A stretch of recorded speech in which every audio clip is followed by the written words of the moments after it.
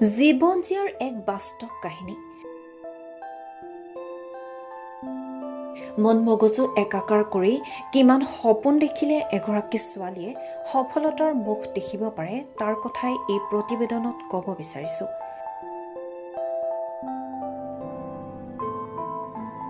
দেউতাক bus driver, ঘৰত টকাৰ অভাৱ। মাকে জানমণিক লৈ দেখিছিল বহু সপোন। অভাৱ অনাটনৰ বাবেই তেওঁ জীৱনৰ বহু বছৰ ভাড়াঘৰ আৰু মোমায়েকৰ ঘৰত অতিবাহিত কৰিছিল। প্ৰত্যাহ্বানৰ পিছতো বাইহাটা চাৰিআলিৰ এই যুৱতীগৰাকীয়ে স্নাতক ডিগ্ৰী লাভ কৰে।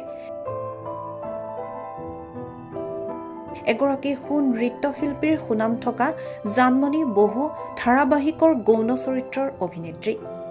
গান লিখে।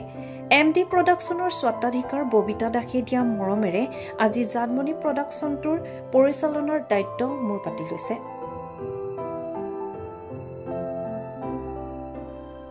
জানমণিয়ে miss Guwahati, miss Assam winner, beauty pageant শ্ব'ৰ প্ৰথম ৰানাৰ্ছ আপ খিতাপ দখলেৰে মডেলিং জগতত সবল খোজ পেলাবলৈ সক্ষম হৈছে।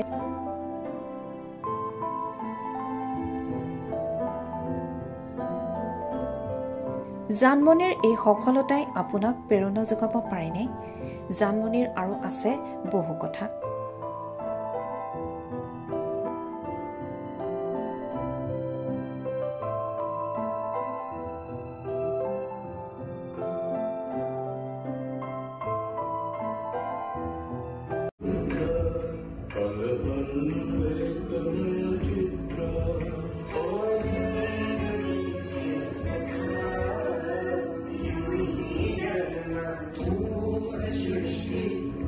বিউটি পেজেন্টছৰ মানে হেৰি কৰা হৈছে, আয়োজন কৰা হৈছে।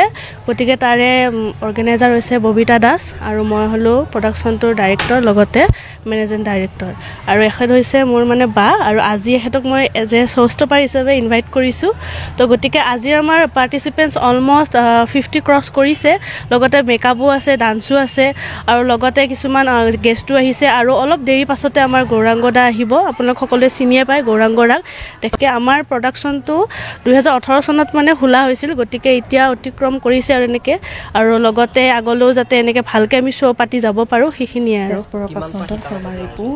আজি আপোনাৰ টোটেল 5টা শিতানত আয়োজন কৰা হৈছে। মিষ্টাৰ